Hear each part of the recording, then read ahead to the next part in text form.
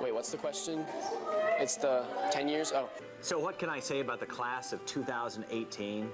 In 10 years, first of all, loaded question. Okay, so in 10 years, I see myself out of vet school, living in Maine, and working in a little vet clinic. In 10 years, I see myself working as a first grade teacher in Cincinnati with a boyfriend and 2 dogs. In 10 years, I see myself living in Idaho by myself. In 10 years, I see myself having a good job and traveling. In 10 years, I see myself training for the 2028 Summer Olympics. In 10 years, I see myself playing baseball overseas in China with a nice wife and a loving dog. Okay, so in 10 years, I see myself hopefully off the crutches, and then hopefully also working for a professional NBA team where I'll also meet my future husband because I'm doing communications. In 10 years, I see myself hopefully out of grad school, maybe with a good job, probably like to be in a big city like Boston or New York, and I don't care about a small apartment or lots of metros, but definitely somewhere where there's energy and, yeah, somewhere exciting.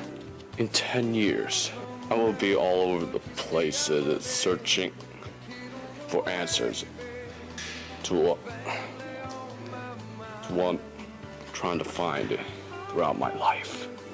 In 10 years, I'll hopefully be on tour with like a cool band doing lights. And not poor.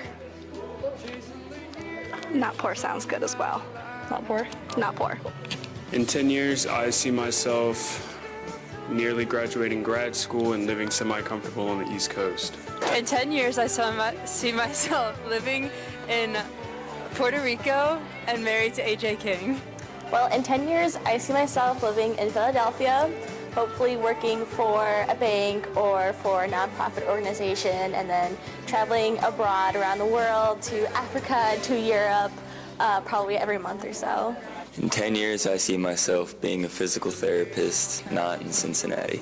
In 10 years, I see myself living in the South, working for a sports team with a family. In 10 years, I see myself having a job and having a dog. I see myself happy and married and with kids and content. In 10 years, I see myself marrying AJ King and moving to China to watch him play baseball all the time without Gracie anywhere near us. In 10 years, I see myself either in Florida, South Carolina, or California, and I have a lot of money. And if I don't, then something bad probably happened to me. In 10 years, I see myself on HGTV with my own house flipping show. In 10 years, I see myself flying airplanes. In 10 years, I see myself traveling the world with a really cool job. In 10 years, I see myself saving the world. In 10 years, I see myself buying a home from Zach. In 10 years, I see myself living in Chicago, married, maybe with 1 kid, living my best life. In 10 years, I see myself happily married to Timothy Chalamet, living on a beach. So in 10 years, I see myself with my real estate career booming, and I have gumball machines in every single restaurant in the tri-state area and just making bank off of Nerds gumballs and stuff. And then the Nerds gumballs are, yeah, that's all, actually. In 10 years, I'll be Zach's property brother. In 10 years, I hope to be married, have 3 kids, and I want to be making millions in my incredible fashion job. Yes.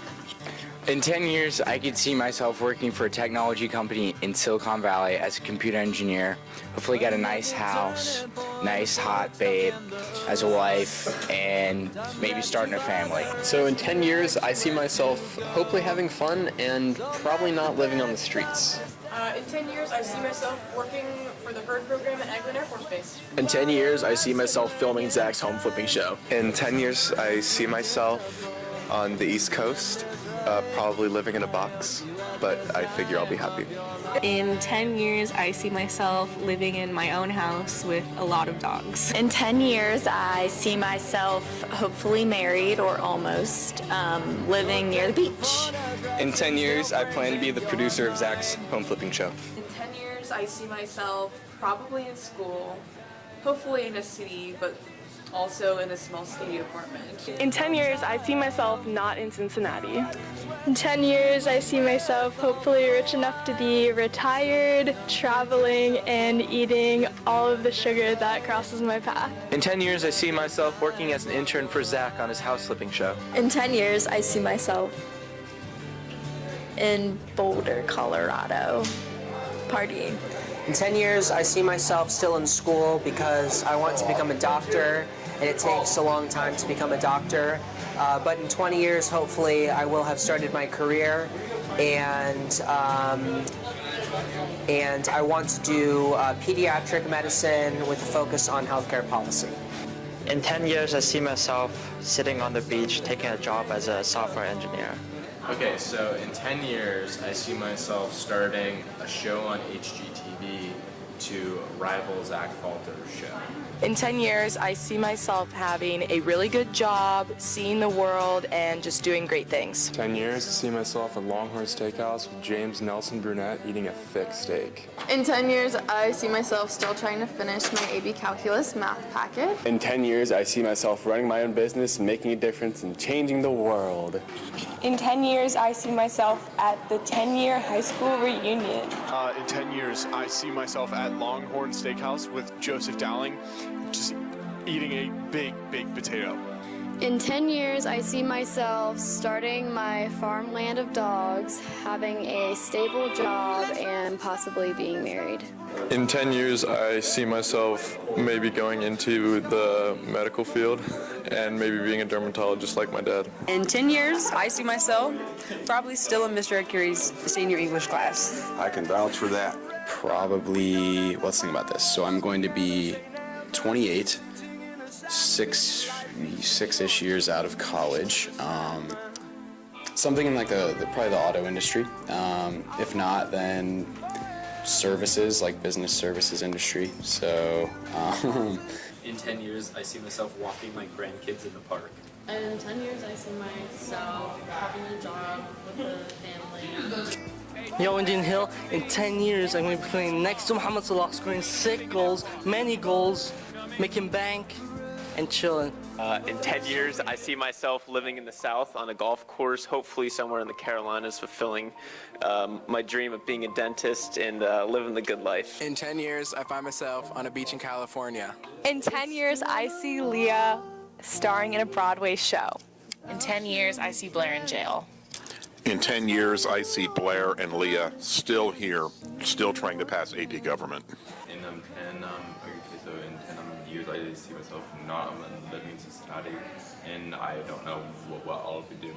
In 10 years, I see myself graduated from college with a good job and hopefully engaged to someone. In 10 years, I see myself as being lost and confused. I also see myself in 10 years being surrounded by the company of good friends. In 10 years, I see myself in the South, living on a golf course, married to a dentist with 5 kids. I see myself stable and happy and possibly with a family. In 10 years, I see myself exploring all over the world. I will be working in Australia on a conservation project, trying to help save some species. In 10 years, I see myself working at Mass General, the hospital in Massachusetts. I see myself working with the Alzheimer's patients there and working on the South American crisis with the families. In 10 years, I see myself graduating college and moving into an apartment with my pet squirrel. Honestly, I'd probably do what I normally do now, which is probably play video games, have a job, a stable one unlike this one, and probably one day actually visit Japan. In 10 years, I will hopefully be happily married with a kid and still have the best friends in my life. In 10 years, I see myself hopefully on a beach or a boat. I see myself in 10 years living in the South on a golf course next to a dentist. In 10 years, I see myself living outside of Cincinnati, possibly international, possibly working in museums, hopefully not in a box. In 10 years, I'll be on the PGA Tour. In 10 years, I see myself done with college, with a master's, working in public health, and living on the West Coast or abroad. In 10 years, I see myself not living in Ohio. In 10 years, I see myself married to the guy next door to the dentist on the golf course in the South. In 10 years, I see myself still in Mr. Ignat's room trying to learn Algebra 2. Where I see myself in 10 years is in a graduate program eating cold rice. In 10 years, I'll be 28 years old. I can see myself being in a jazz band or running a McDonald's. In 10 years, I'd like to see myself just seeing the world, seeing new things, being somebody that I'd be happy to be. In 10 years, I see myself living in Washington, D.C., hopefully with a job, and hopefully having gone through all my schooling already, so free horizons. In 10 years, I see myself being the neighbor of the man living on the golf course in the South. In 10 years, I see myself still being at OU. In 10 years, I see myself with no friends and a lot of cats. In 10 years, I see myself being a psychologist. In 10 years, I see myself living next to her in a luxurious box under a bridge. In 10 years, I see myself living next to Savina in the box under a bridge. In 10 years, I see myself in the MLB. In 10 years, I see myself working for a non-profit organization helping children in more developed countries. In 10 years, I see myself living in a luxurious cardboard box under the bridge with these two. Probably out of Cincinnati, hopefully in New York City. Hopefully just performing and having a ton of fun and getting to know awesome people. And I don't know other than that, so I'm sorry. I see myself in 10 years in the Air Force. A dad, a Yu-Gi-Oh champion, and possibly a chef. In 10 years, I want to see myself in a mirror. And in 10 years, I see myself on a tiger farm living with my best friend. Still in search of my best friend, so it'll be interesting to see who it is. In 10 years, I see myself as a certified dental assistant working with my mom. In 10 years, I see myself coaching either hockey or lacrosse or both, just making a difference out there. In 10 years, I see myself hopefully having a stable job and living somewhere that's warm. In 10 years, I see myself in a studio in Florida making music.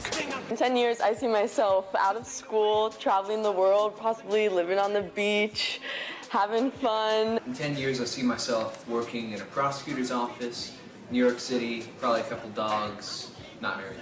In 10 years, I see myself living in a big city. That's about it.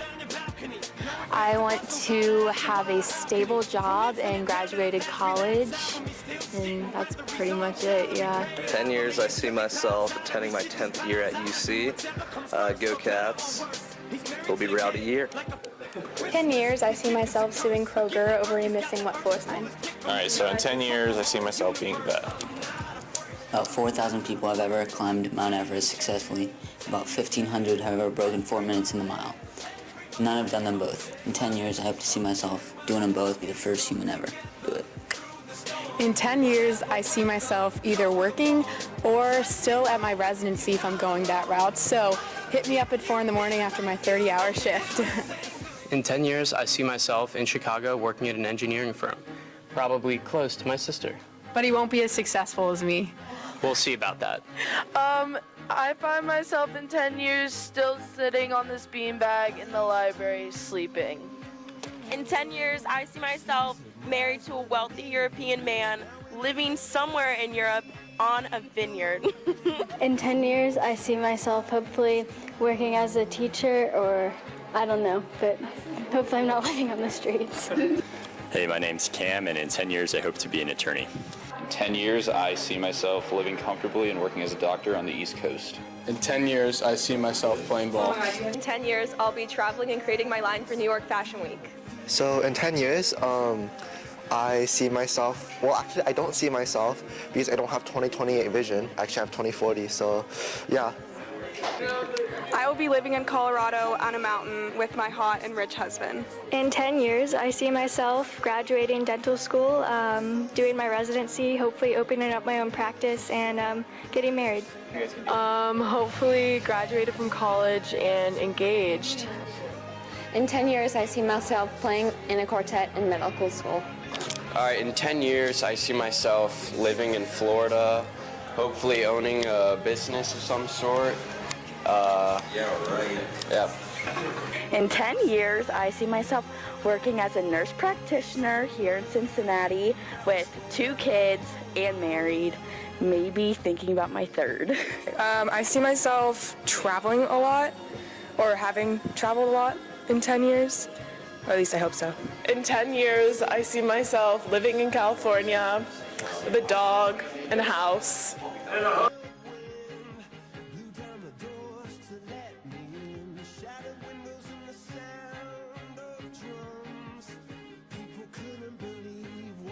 In 10 years, I see myself working at Disney. In 10 years, I see myself surfing glassy tubes and eating as much papaya and mango as I want. In 10 years, I see myself being 28 with 4 dogs. In 10 years, I see myself, like personally right now, I feel like I'm a young Hugh Hefner, so I think I'll probably be living in like a Playboy mansion or something like cool like that. So that's where I see myself in 10 years. In 10 years, I'll create an end down, instead of a startup. Gotta get ahead of the curve. I see myself as a famous fashion designer in New York City. Yeah, in 10 years, I don't really know where I see myself. I mean, the future is like inherently unpredictable, but wherever I am, I hope that I'm happy, that hopefully I make good choices, and that I've had a lot of good memories here in high school, so I'd like to continue making good memories no matter where I am, so. In 10 years, I see myself working on my PhD and researching Alzheimer's. In 10 years, I will be hanging out with my 2 golden retriever puppies. In 10 years, I see myself probably still in school. In 10 years, I see myself right back here, Cincinnati, living the life. Yeah. 10 out of 10, I'm going to the Olympics. No doubt in my mind. Equestrian, show jumping. Catch me there. In 10 years, I see myself having a job that I enjoy and living the dream. Okay, in 10 years, I see myself, I don't know, working 9 to 5. Out of my mom's house. That's about it. In 10 years, I see myself a graduate of college and hopefully in a successful career. No. In 10 years, I see myself being a Jedi Knight and a master at lightsaber tricks. In 10 years, I see myself married with a couple kids and being a social worker and helping out wherever I can. Where do I see myself in 10 years? In the Olympics, in the 4x8 with Johnny Drew, and owning a Fortune 500 company. In 10 years, I see myself on a beach on vacation from the money I made doing something that I love. Not sure what that is yet, but just doing something I love. Iced out, too. I think they are articulate scholars in the classroom.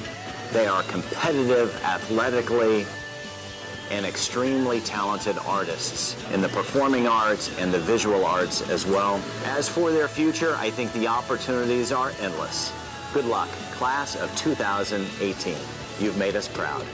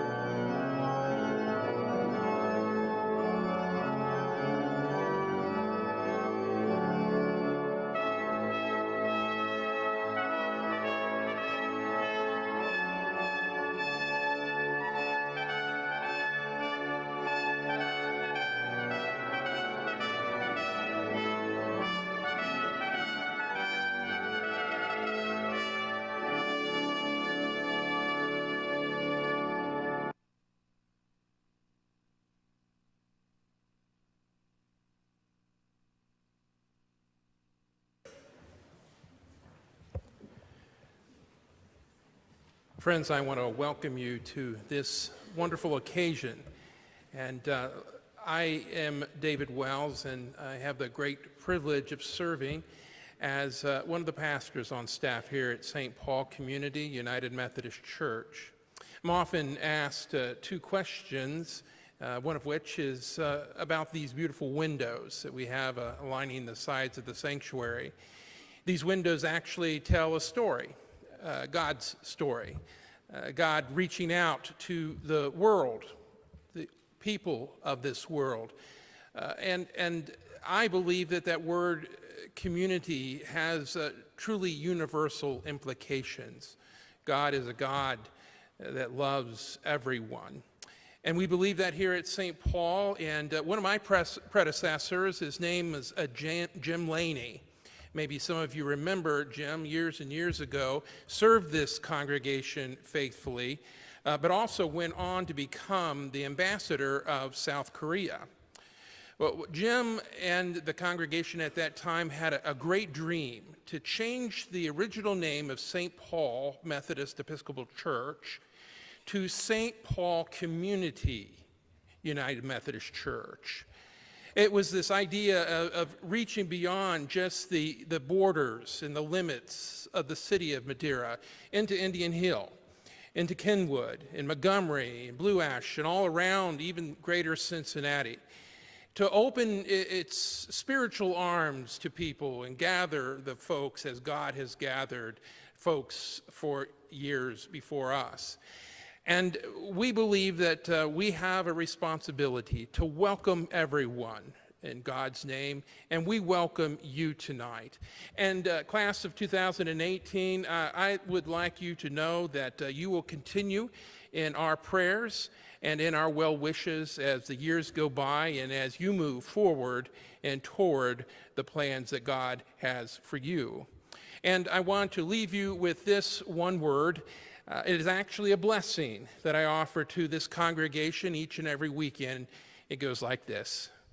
May our great God who loves this world bless you and keep you from the rising of the sun each day until its setting, so that wherever you go, whatever you do, and whomever you meet, friend, you know you will never go alone. Go in God's grace, and may God's grace be with you now and forevermore. Amen.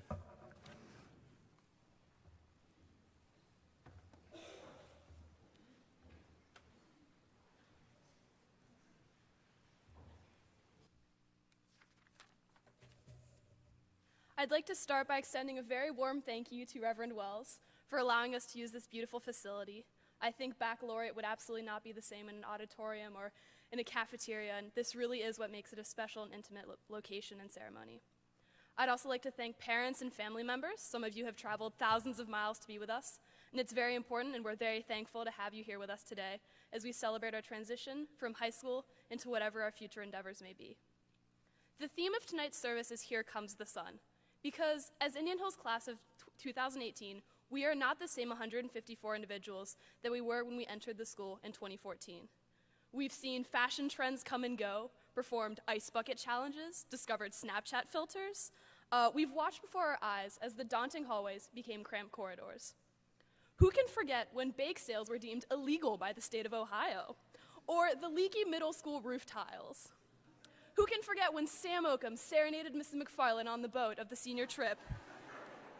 Who can forget the occasional scented bathroom with creme brulee, mint, mango if you're lucky? And who can forget the death trap that is the high school parking lot? For surviving the high school parking lot, I commend you. But I also commend you for overcoming the numerous challenges that you may have faced. I commend you for pushing the boundaries of what is possible and for thinking outside the box. I commend you for imagining, for exploring, and for discovering who you are. With that being said, please join me in welcoming our first performer, Leah Mossman.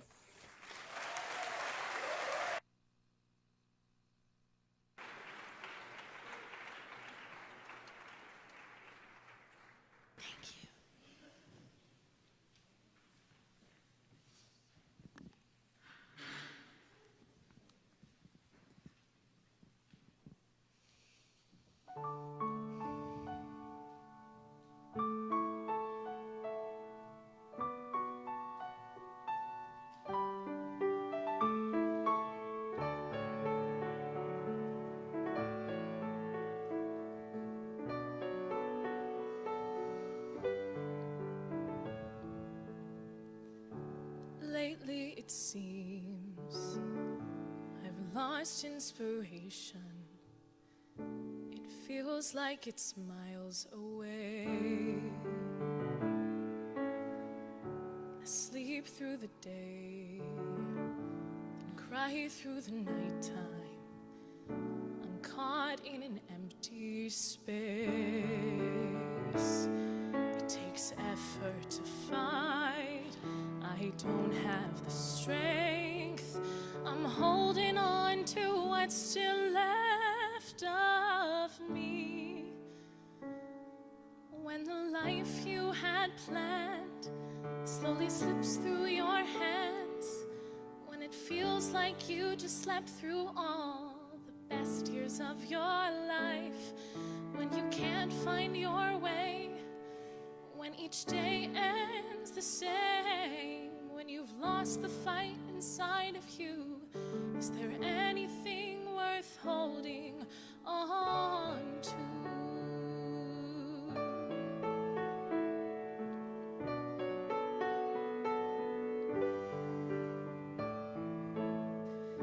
It's hard to be strong when weakness is stronger. I'm a prisoner in my own skin. I'm not good on my own. I need to be cared for. Someone to help these days begin. There are dreams I let die that I just pushed aside. I need to find out how to turn this dark back into light. When a warmth disappears, when it's been one of those years, when you're running from the truth because you're scared what you might find, when your heart's beyond repair, when you wake and no one's there, when your home consists of only you, is there anything worth holding on to?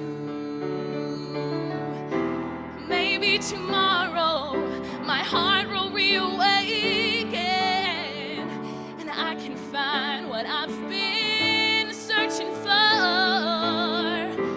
But today I'm tired and I'm running out of strength. All I know is I can't live like this anymore. When you're so far from home, when you've lost all signs of hope, when you're searching for salvation, but it feels so far away, when the words have disappeared and the melody's unclear, when there's nothing left inside of you, is there anything worth holding on to?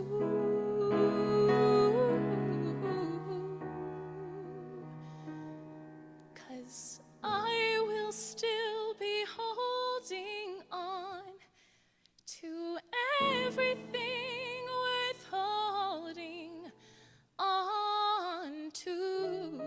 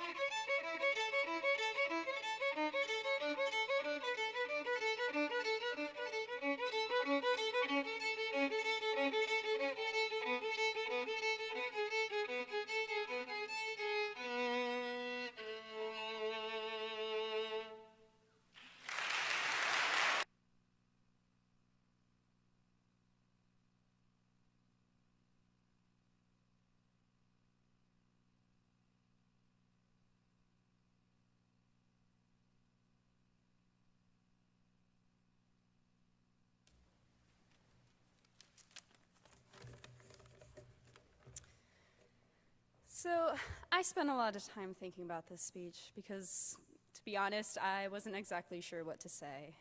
Mostly I thought about how much I didn't want this speech to be cliche, but how can someone just sum up their entire life, 18 years, in just a page or two of words? All we've known is this school. I wish I had a time machine to go into the future and let you all know that it's going to be all right, or give you some amazing wise advice, but I'm in the same shoes as you are. The future is uncertain. Yeah, we all have this path that we're focused on right now, but there isn't ever certainty. It doesn't necessarily exist. We've gone our entire lives not knowing what to expect, being unsure of the next steps in our lives. We knew it was a logical sequence of events, primary to elementary, elementary to middle, and middle to high school. It's been pretty simple, and our parents have been there to guide us through each transition and moment. Each step, though, has been its own little adventure, since we couldn't predict every detail. We always maintained that structure throughout our schooling, with little to no wiggle room. Our next step, well, it's kind of a big one. It might not be as smooth as the others, and we're probably all going to be a little lost at the beginning. That's one thing that may be certain. We may be walking around campus or work and not know all the people that we pass, and that's all right. We may come across issues that we have never faced before, and that's fine. We may really not know what to do in some situations, and that's okay. All of this uncertainty is perfectly all right because I know you'll be able to handle it. If you couldn't handle it, what lies ahead, you wouldn't be graduating with us tomorrow. Every little struggle you faced in school has prepared you to handle the larger struggles of life. You're going to deal with things you wouldn't ever think you would see, but will all come to the right solution and choice in the end. A little mystery as to what the future holds makes life interesting.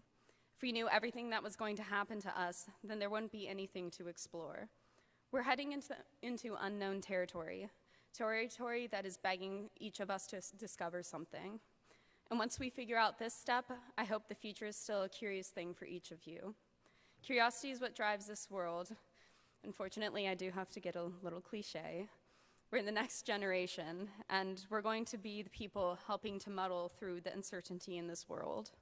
You're all bright, wonderful people, and I know that each of your individual goals and curiosities are going to change the world for the better. Uncertainty is the fun and exciting part of life, so enjoy this time of exploration.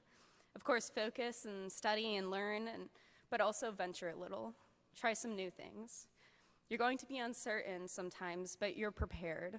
Your time at Indian Hill, in school, with these people, the past is what has prepared you for your future. Thank you.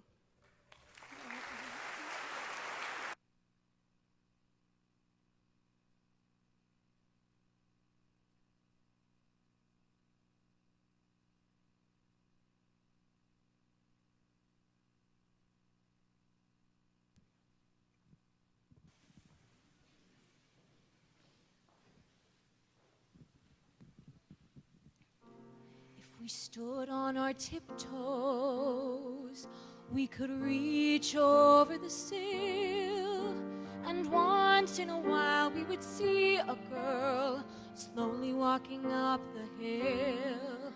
And we'd think, what a sad situation to be outside on your own. To go through life with no playmate, to go through life all alone. I will never leave you, I will never go away. We were meant to share each moment, beside you is where I will stay. Evermore and always, we'll be one though we're two, for I will never leave you. When the day is filled with shadows that stretch into the night, I am filled with your sweet comfort, like morning fills with light. I will never leave you, I will never go away. We were meant to share each moment, Beside you is where I will stay. Evermore and always we'll be one though we're two. For I will never leave you. I will never leave. I will never leave you. I will never go away. We were meant to share each moment. Beside you is where I will stay. That's where I will stay. Evermore and always. Evermore we'll be one though we're two. One though we're two. For I will never. I will never. I will never leave you.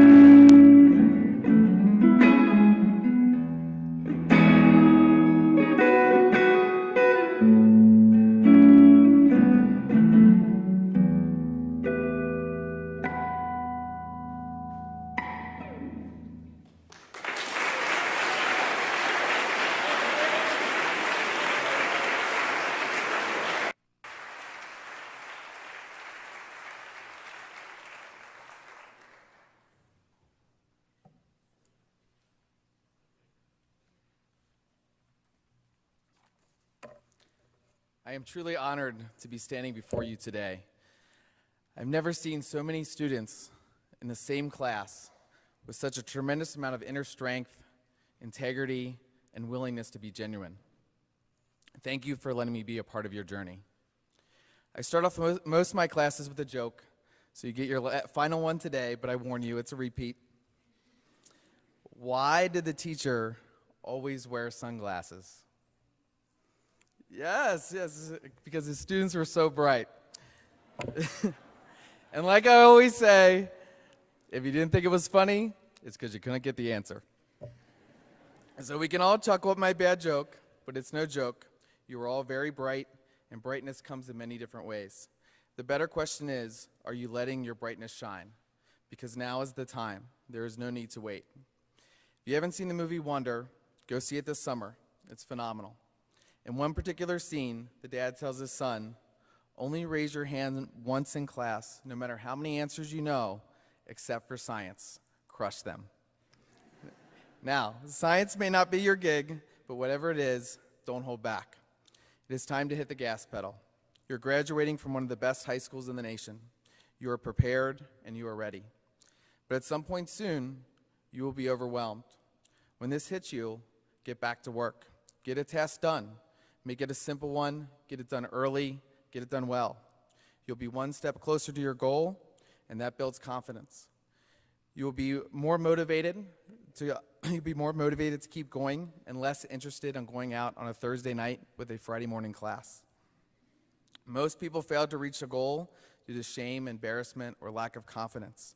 They perseverate over mistakes, wasted time, and failed decisions. If you want to move mountains, get back to work. Small steps done well always add up to big results. The amount of progress seen in you over the last 4 years has been significant, to say the least. And remember, the road will not be easy. Every day will be different. Some easy, some hard, and some will make you want to quit. In my life, I've not only thought it, but I've heard it. From a well-known, accomplished educational professor, you might want to choose another profession. I now teach at one of the most respected high schools in the nation. From my 8th grade soccer coach to both my parents, are you sure he wants to try out for high school soccer? Years later, I don't think Xavier University was recruiting me for my height. From Hitch himself, yes, Will Smith. He looked at me and said, "You are dating way out of your league." Well, my wife is truly amazing, so yes, that guy was right. And by the time you're 30, every one of you will hear this. You got selected because of your gender, because of your race, or even your socioeconomic background. One thing I'll always tell my kids, my own kids that is, and you as well, people will say anything to get you to back off, slow down, or even quit. Hashtag haters gonna hate. Hashtag they're jelly. Hashtag I don't quit. Hashtag sorry not sorry. Hashtag motivation. Hashtag strong. Hashtag chain like a champion. Hashtag work. Hashtag lifestyle. Hashtag no excuses. Hashtag grit. Hashtag Brockster win. Hashtag shades on, haters off. Hashtag ATP. Hashtag nonstop. Hashtag IH Braves 2018. As you fight through the adversity, because you are tough, remember, at the end of the day, let your work, actions, and the way you treat others shine. From the words of Mother Teresa, if you are successful, you will win some false friends and some true enemies. Succeed anyway. If you are honest, people may cheat you. Be honest anyway. The last two I personally think about the most. If you find happiness, people may be jealous. Be happy anyway. If you are kind, people may accuse you of ulterior motives. Be kind anyway. People will come and go in the next couple of years. If you're a good person, you need not to worry if others will pick you for friendship or pick you as a love interest. As you get older, people want to be in the cool group. They just want to be around nice friends, cool or not cool. As you enter, I lost my place. Think about, what I want you to think about is think about who you would want as a friend. Who would you want to date? Because then it's going to be your choice. If they don't choose you, it is a relationship that wouldn't have worked anyway. Pick your friends wisely, as they will affect your thoughts, your opinions, your beliefs, and your attitudes. When I was in your shoes, I thought I knew what tired was. But then my wife gave birth to our first 2 beautiful children, literally the day before she started OBGYN residency. They had to fudge the hours so they didn't hit violations for too much work. At the same time, to add to the fun, I was requested to teach AP biology, and I was still coaching the JV soccer team. It was a new level of exhaustion, a new level of work, and giving up wasn't an option. The next phase of your life may get a little easier in some ways, but it may get a little harder in others. And although life got harder, we had help from our parents, our friends, and even some strangers who became new friends. It was nonstop during those 2 years, and then we were blessed with our 3rd child during my wife's 3rd year of residency. It was by far the most challenging year, and there were moments where the stress was so high, I had serious doubts about our family staying together. We rebalanced our life after that year, and I remember it like a dark cloud, but the sun did come, and we were all right. I credit those first 3 years of nonstop work and adversity to completely changing my life. I realized that my decisions were no longer based on my so-called abilities or my DNA, but it was based on my wants. When faced with the decision, it is now, do I want this enough to put in the work, as opposed to, can I do this? It's a completely different mindset that has eased my stress and the pressure associated with it. Stress will come and go, but adversity shouldn't be intimidating. Small setbacks and failures are normal, and long-term success is just a matter of time. It may take longer, but there is no fear of failing long-term. It is also true what some say, life gets harder, but I'm here to tell you that it also gets better. Relationships become more meaningful, memories are richer, and life is just so much more enjoyable. You're soon to be in a phase where the rewards of your hard work will begin to emerge. I'll never forget the 2 a.m. feedings with my wife working nights and me sitting on the floor, my back to the couch, feeding 2 bottles to 2 babies, and trying my best to stay awake and enjoy the moment. I won't remember all our Disney trips or how many followers I had on Twitter, which is currently like 8 people. But I will remember the tough times and the fact that we didn't make it, we made it with class. I will be leaving you with one final task. I ask you to take it seriously. In honor of Lisa Nichols and her idea of letting your light shine, I have provided you with a pair of sunglasses that will be available on your way out. Never let anyone try to dampen your light. If they throw shade, feel free to just give them the sunglasses, and maybe, just maybe, they will be able to handle your light. Or feel free to keep them as a reminder that no one can darken you. Keep your head up, fight through the tough times, and show the world what it means to be a brave. Thank you.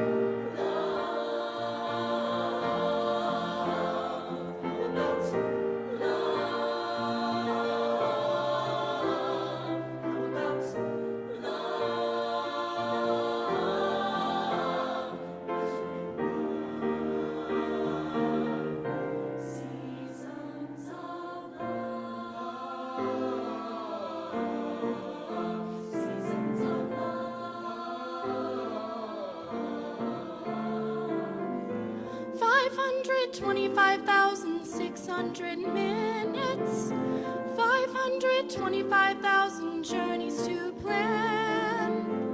525,600 minutes, how do you measure the life of a woman or a man?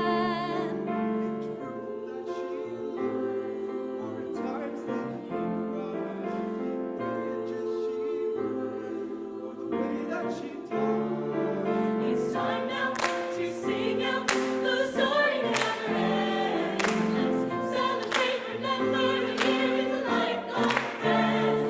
Remember the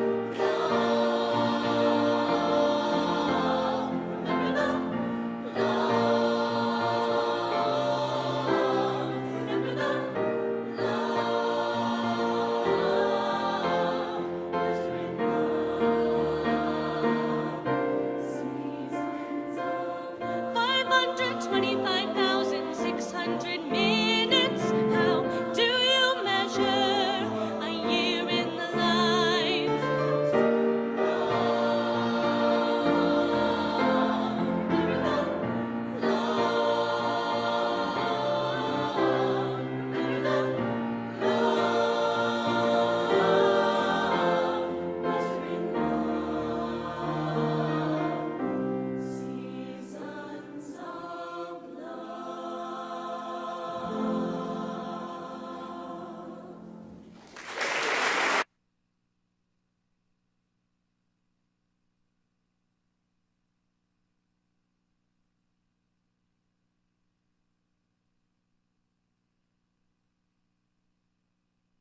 Today at 9 in the morning, I got a text from Johnny Giroux saying that he could not come to Baccalaureate tonight.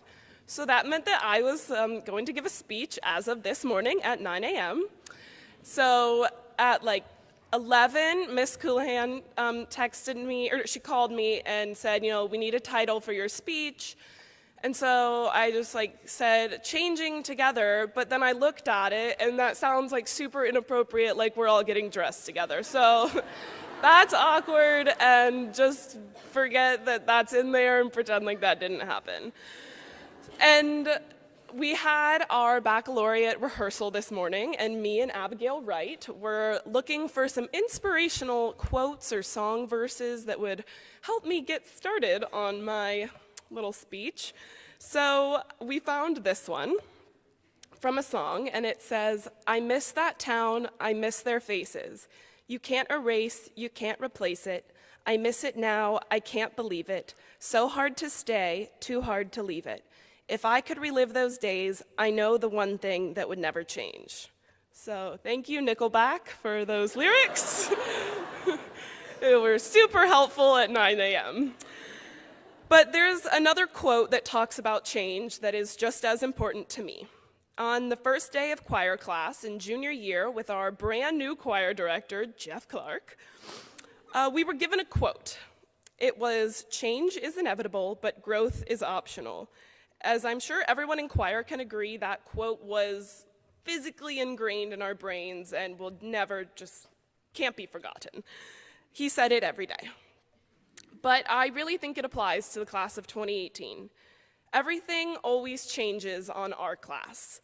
We've gone through 3 principals, 2 schedule changes, 3 theater directors, 2 choir teachers, 2 lacrosse coaches, 2 basketball coaches, 3 swim coaches, and so many other changes. Sophomores used to be able to opt out of their final exams based on their OGT scores, but they got rid of the OGT our sophomore year. They also decided to introduce air testing, but they had to do test runs on a class, so we did them. It just seems to always be changing, constantly morphing and switching on us. But the thing is, 4 years of change really changes a group of people. It's the growth part of that quote, that change is inevitable, but growth is optional, that I think is really important to this graduating class. All that change, all that chaos in the past 4 years has made us the group that we are today.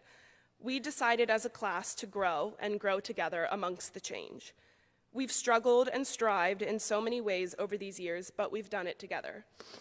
I mean, look at us. We've already accomplished two of the most painful events of your teenage years, the Constitution Project and Lit Spec, which I know some of you still don't have grades in Blackboard for, Kate Fulmer. So we will hope to see Kate at graduation tomorrow. We've grown to become the class that's athletic and talented and fun and a family, and maybe it's all because of that change, or maybe it's just the fact that everyone here is wonderful and funny and generous and kind. Either way, I'm lucky to have grown close to these people. 4 years of countless changes, countless hours, I'm glad that I spent them growing closer to you. Now, I won't lie, high school's a grind. Whether you made it rough and struggled your way through 10 APs every year, or just had the strength to show up every day, or at least most, it was hard and it was challenging, and it feels great that it's over. But we grew. I grew to know that Cynthia Zhang and Maddie Damagala need to have their own art galleries, while James Orr is who I would hire to be my lawyer, if I need one. And Izzy Kakaro will be the one who saves the environment. Cameron Metz and his very fancy speaking voice need to take over Morgan Freeman's job of narrating wildlife movies. I grew to know that Max Eihausen has that super weird talent of eating hot peppers. Lucy Bonner is the loudest person I know. Abigail Wright will always have the sharpest eyeliner on. Luke Schumann will never stop looking like Napoleon Dynamite. Harry Core has an incredible skateboarding gift, and Cody Fan will forever tell puns. I grew to know that every one of the Fogoos is obsessed with Star Wars. And Violet Robertson needs to go back to speech school because, all they did was make her eat, but she needs it. And that Paige Bauman can outdo Van Gogh's Starry Night any day. I grew to know all of you, we grew together, and we grew to where we are today. Tomorrow, when we walk onto that football field, it's not for just another football game. We're no longer 8th graders standing on the hill with literally nowhere to go. No longer freshmen getting told to move back. No longer sophomores feeling irrelevant in every situation. No longer juniors trying to move your way to the front line, but inevitably getting pushed back a row. And for the first moment, we're no longer the seniors. We're no longer the ones with our chests painted and our camo pants on. We're no longer classmates and no longer high school kids. Tomorrow, we're the athletes that were state champs, All-Americans, CHL leaders, and players of the week. And tomorrow, we're Notre Dame, Wake Forest, OSU, Penn State, WashU, UC, Harvard, Duke, Tampa, Miami, Yale, BYU, Furman, and a bunch of other school students. Tomorrow, we stand one last time as Indian Hill Braves together. This change, this growth, these people are what I will remember when I look back on these years. I'm glad that those are the memories that I'll have and the people that I will remember. There's going to be so much change out there in the world, so many obstacles, so many people in the world that you're going to go out and meet and change and love. Because of the way that we have changed, grown, and become a family, I think we can all say that there's so much joy in knowing that every single one of us has a future where no amount of change or struggle can shake our smiles, our confidence, our passions, and our love. And I know that no amount of change to come will change the family that we've made these 4 years.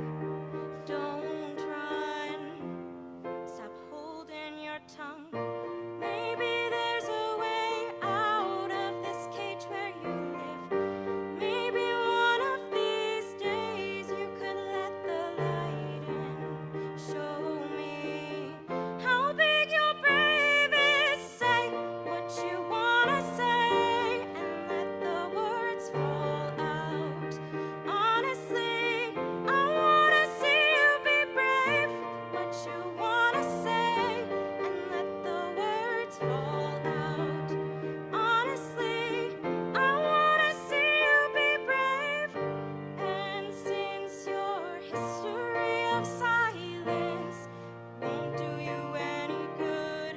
Didn't think you would. Let your words be anything but empty. Why won't you tell them the truth? Say what you wanna say and let the words fall out. Honestly, I wanna see you be brave with what you wanna say and let the words fall out. Honestly, I wanna see you be brave.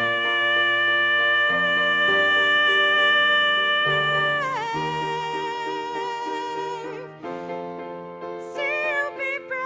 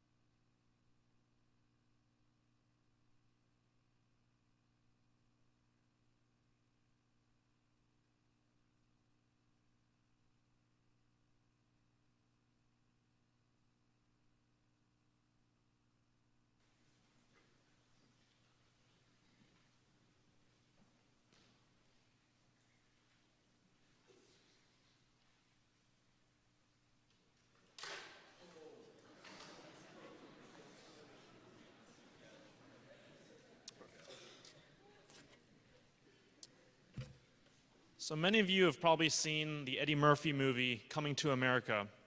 But today I'm going to talk about my journey to this great country.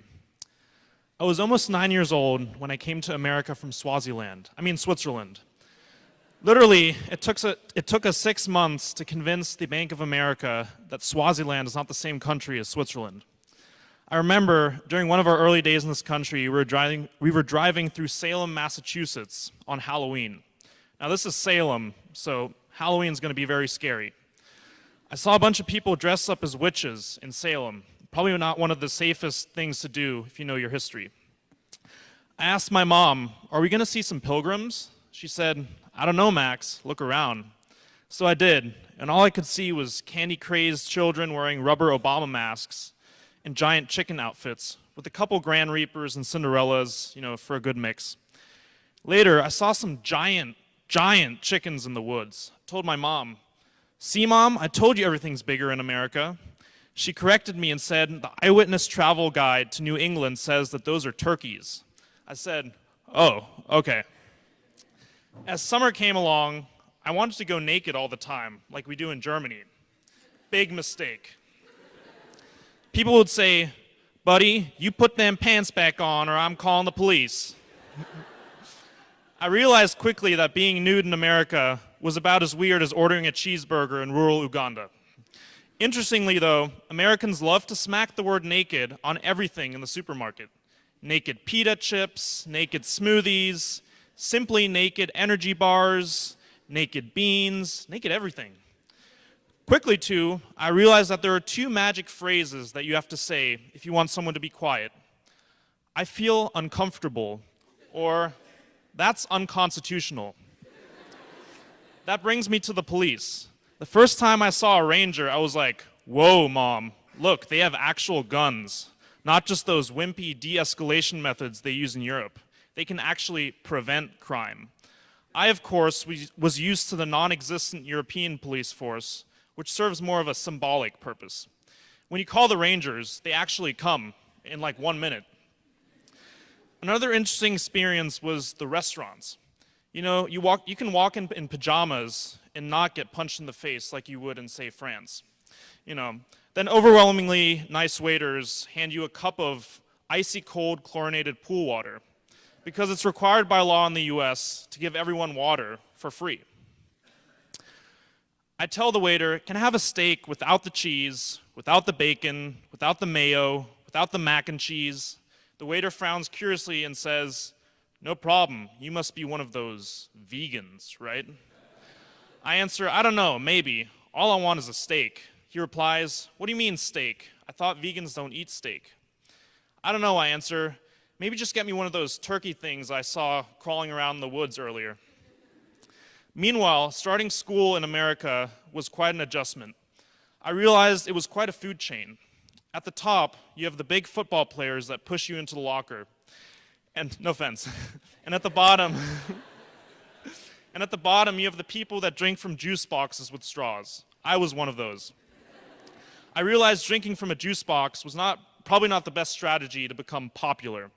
You know, you go up to that cheerleader girl and say, "Hi," and then you spill apple juice all over your pants. Not cool at all. And then there's those teachers that say, "Hi, I'm Mrs. Fun, and this English class is going to be a literary party." And then there's those teachers that just say, "ATP, ATP, ATP," all the time to reinforce biology concepts. Then there's the normal, usual problems at any American high school, like, is our mascot racist? Or, those textbook wars between liberal and conservative social studies teachers. As crazy as this country may have seemed to me, I love it for one thing: freedom. I know this sounds very cliche, freedom, I can't hear you over the sound of my freedom. But in this country, you can get married in 20 minutes, you can found your own church, you can go to McDonald's and then detox at a hipster juicery. You can win the World Series, even though it's not really the World Series. You can play football with your hands. You can order coffee with skimmed soy milk and pumpkin flavor. You can get a massage at 3 a.m. at a high school after prom party. And you can yell at your counselor for messing up the application that really you messed up. Basically, you can do anything in America, and that's what makes it so great. Thank you.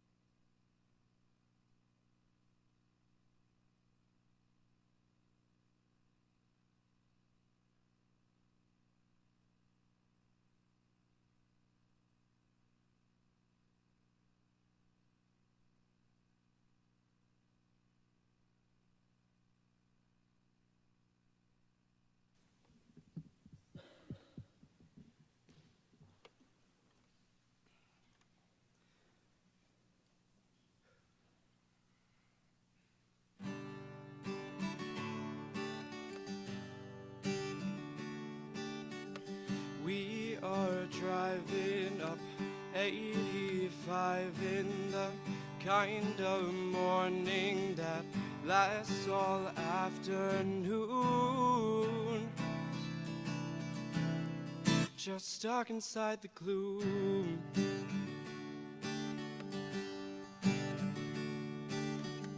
4 more exits to my apartment, but I am tempted to keep the car in drive and leave it all behind. 'Cause we wonder sometimes about the outcome of a still verdictless life. Are we living it right? Are we living it right? Are we living it right? Why, Georgia, why?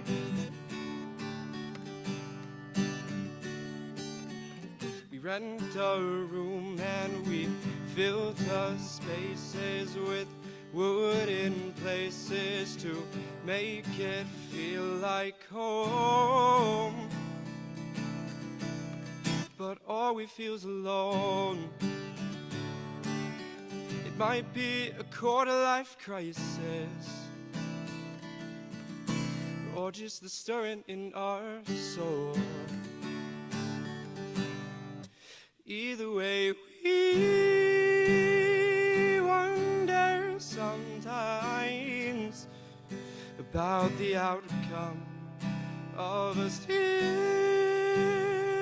verdictless life. Are we living it right? Are we living it right?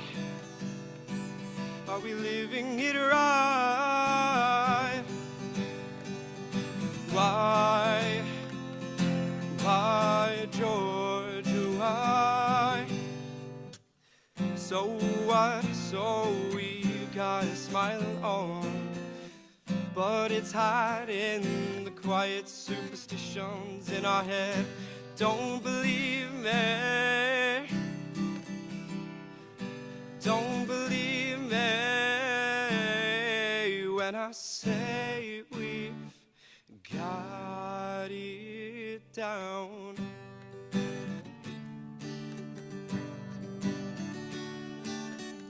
Everybody's just a stranger. That's the danger in going our own way. I guess it's the price we have to pay. Still, everything happens for a reason. Is no reason to ask myself if we're living it right. If we're living it right. Are we living it right? Why, Georgia, why?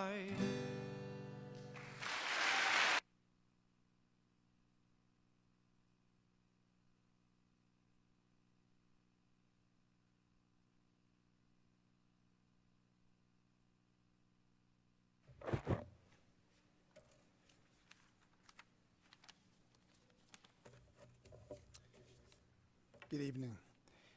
It was the day before spring recess. I was in a classroom, popping in and checking in on our students and staff.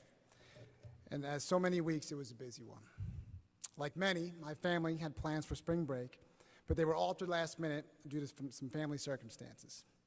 Students were filing out, the hallways were quieting down, and 2 students came to me and asked if I would speak at this year's baccalaureate. I was touched and honored and humbled, and of course I said yes. And it hit me. What is baccalaureate? And what am I going to say? I then realized that then I was to give 2 big speeches back-to-back nights, and they had to be different. For those that know me realize that most speeches I have the honor of giving, I do not write down. I did. Now I had to write 2. I was excited and nervous. It was April, so I knew I had time, and a few days later, Dr. Miles approached me and said, I heard the seniors asked you to speak at baccalaureate. And the smile on his face was enormous. He was almost excited, more excited than I was, almost.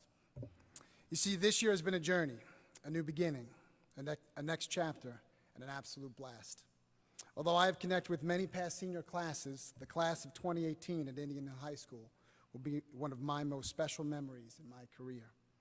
And as I thought about what to talk about, I reflected on this amazing video I saw the other day titled Future Ready.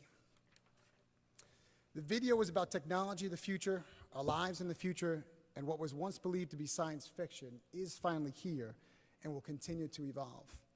The video highlighted an entire house built by 3D printing in 24 hours. Yes, the entire house. It went on to show unmanned vehicles used in aerospace, farming, delivery services, and household cleaning. It made my Roomba vacuum cleaner seem as old as the first Atari gaming system. Kids, look it up. It showed an Amazon store with 0 employees and a McDonald's in Phoenix run completely by robots. One particular scene showed a fully loaded 18-wheeler driving on a busy highway with no driver, and I was waiting for it to transform into Optimus Prime. After viewing this video, I was hungry for more, so I watched one entitled Wearable Technology. This is not simply the iPhone watch or the Fitbit on your wrist, but it's about new apps that are being created each day to monitor our body systems, providing instant feedback of our health and overall well-being. There's an app called Skin Vision, which allows you to take a picture of a spot on your skin, and it will algorithmically track it to determine when and how large is the need to see your dermatologist. Spire is a device that allows you to track your good days and bad days based on chemical changes in your body, providing us information when we are the most stressed, the most relaxed, and then sends an alert to your smartphone to tell you to stop, take a breath, and hold on for 10 seconds. The video concluded with a story of Chris Dancy.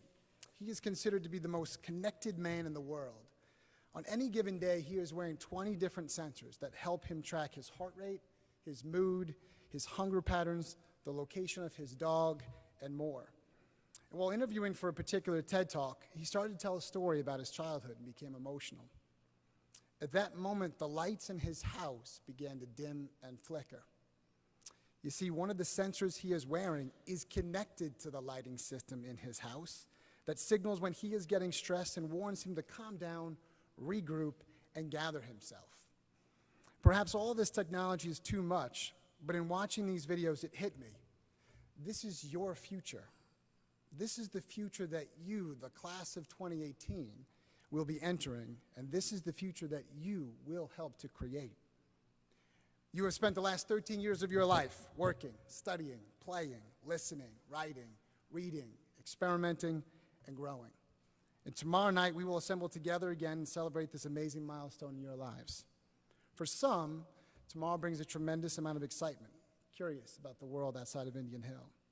For others, it will bring sadness, understanding that you will soon be released to the world, ready to take on challenges unidentifiable as of today. So it begs the question, are you future ready? According to an article recently presented at the World Economic Forum, 2/3 of today's school-aged children will grow up to careers that are not invented yet. By 2026, which is only 8 years away, I lost my point. There it is. The job market may create up to 1 million new educational and training jobs while creating over 2 million jobs in the fields of healthcare that are different than those today. The required skills and characteristics needed to be ready for this rapid change go far beyond academic aptitude. They are rooted in collaboration, creativity, resourcefulness, resiliency, empathy, and a desire to approach classic dogmas with new perspectives. Earlier this year, I had the pleasure to sit down with a 2014 Indian Hill graduate who approached us and asked if we would mock interview him. He was applying for the Schwartzman Scholar Program. It's a program designed to promote international understanding and peace, and is designed to meet the challenges of the 21st century and beyond. Through 4,000 applicants, only over 100 were chosen to take part in this program. They were interviewed by international CEOs, former heads of state, and top educators around the world. This young man aspires to help expand the role of artificial intelligence in the medical field while pursuing his own surgical career. At the conclusion of the interview, I said, whatever company you start, I want to know what it is, and I want to know early.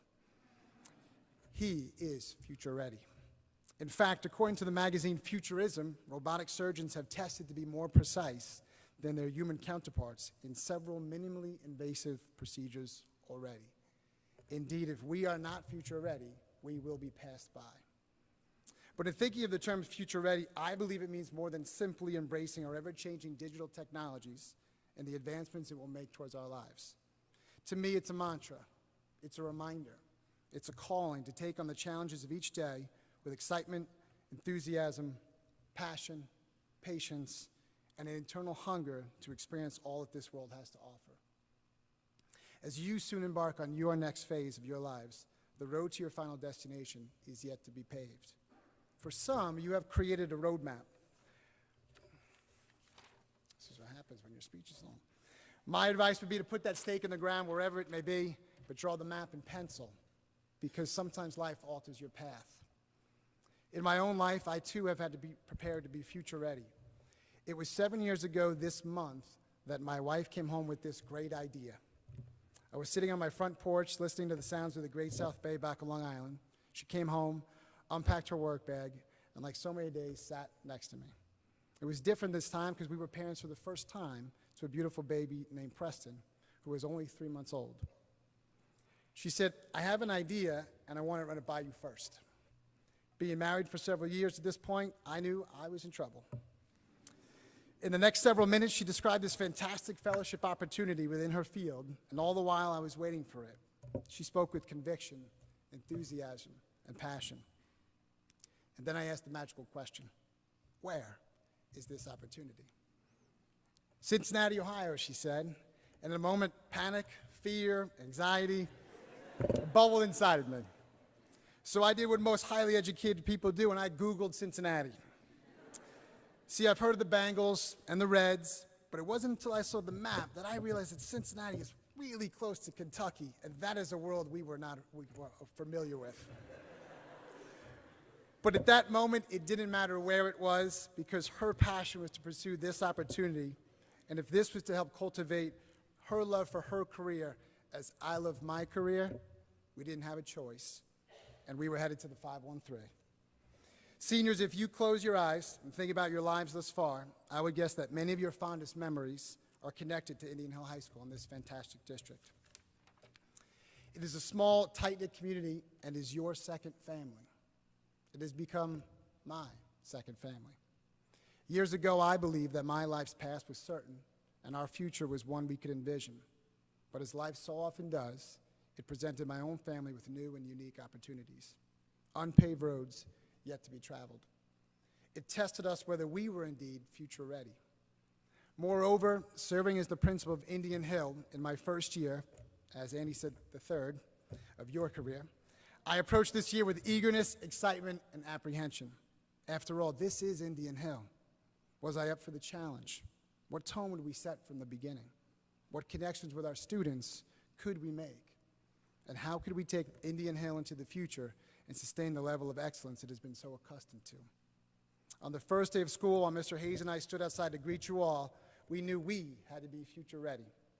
Your smiles and greetings made our day and invigorated us towards what was next. It was at that moment that I knew that the students of Indian Hill were a special group of young men and women. And as I think about next year and the classes that will follow you, I know that you, the class of 2018, have helped to prepare me to be future ready. So class of 2018, now it is your turn. Be a dreamer. Set your goals. Never lower your expectations, but be prepared to sail in uncharted waters from your experiences thus far. Perhaps Eleanor Roosevelt said it best: the future belongs to those who believe in the beauty of their dreams. To be future ready, you will have to take risks, change your path, try, fail, and try again. So class of 2018, are you future ready? Thank you.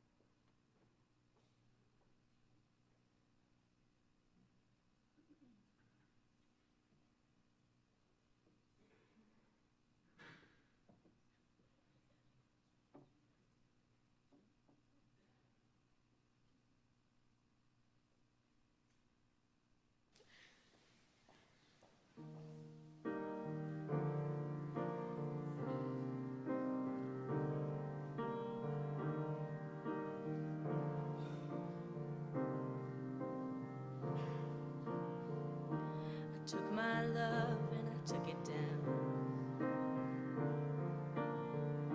I climbed a mountain and I turned around, and I saw my reflection in the snow-covered hills until the landslide brought me down. Mirror in the sky, what is love? Can the child within my heart rise above? Can I sail through the changing ocean tides? Can I handle the seasons of my life?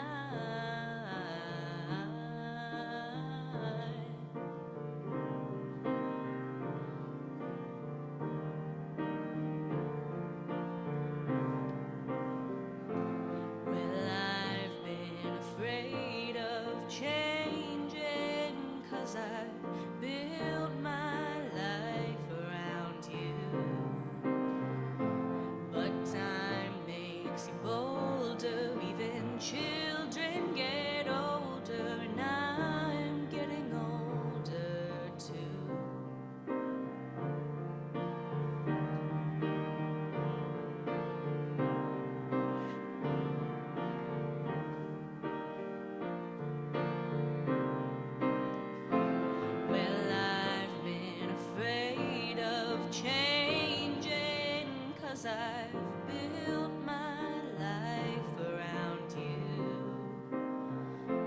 But time makes you bolder, even children get older, and I'm getting older too.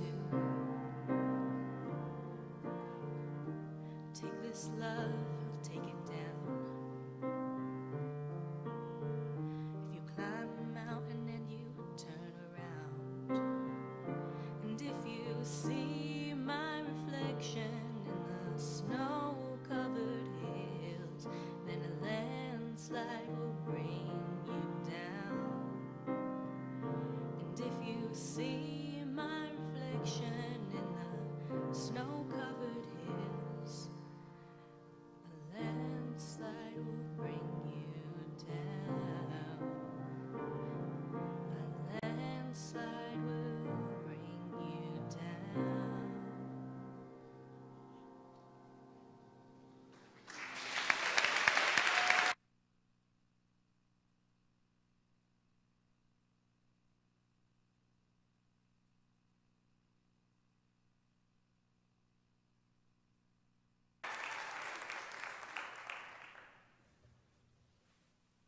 As this evening comes to a close, I'd like to extend a very warm thank you to Mrs. Colahan for organizing this entire baccalaureate. If you guys would please give her a round of applause.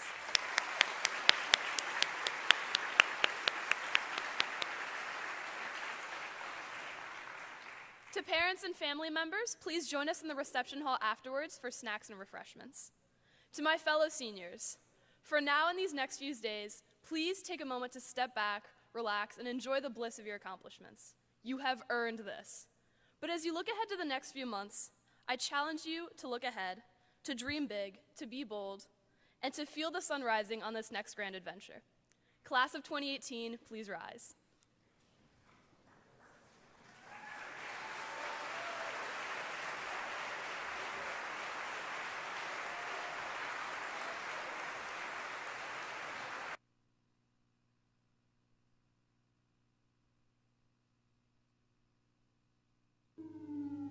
Here comes the sun, doo-doo-doo. Here comes the sun. I say it's alright. Little darling, it's been a long, cold, lonely winter.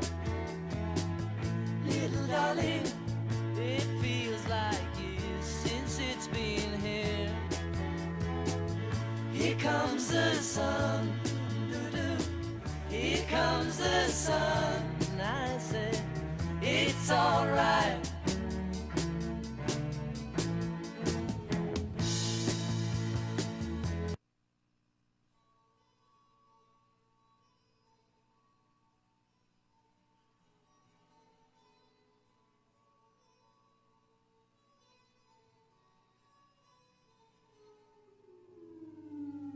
Here comes the sun, doo-doo-doo.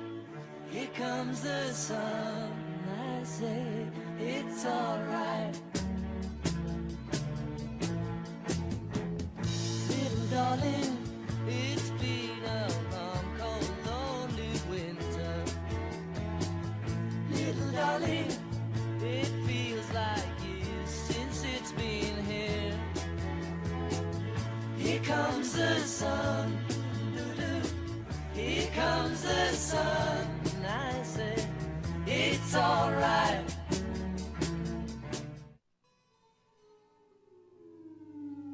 Here comes the sun, doo-doo-doo.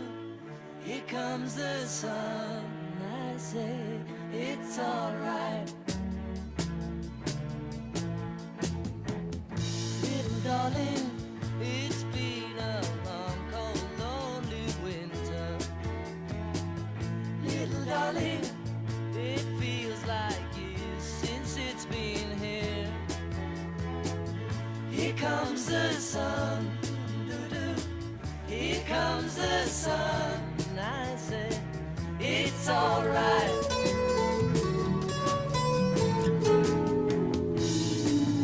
Here comes the sun, doo-doo. Here comes the sun.